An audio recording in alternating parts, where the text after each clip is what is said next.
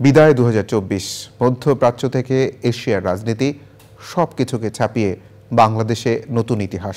নতুন বছরে নতুন আশা, নতুন সম্ভাবনা বয়ে আনবে এমন প্রত্যাশা সবার। বিস্তারিত সুব্রত গাইনের রিপোর্টে। নতুন আশায় নতুন বছরে অস্ত গেল 2024 সালের সূর্য। ক্যালেন্ডারের পাতা উল্টে দেখা দেবে 2025 সাল।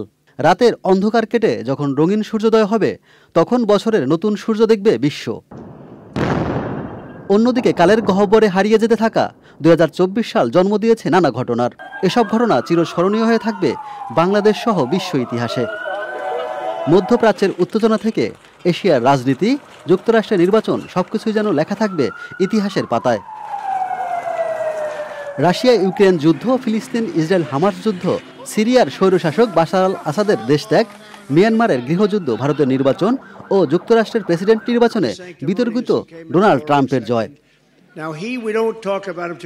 তবে সবকিছুকে ছাপিয়ে বাংলাদেশের নতুন গল্প।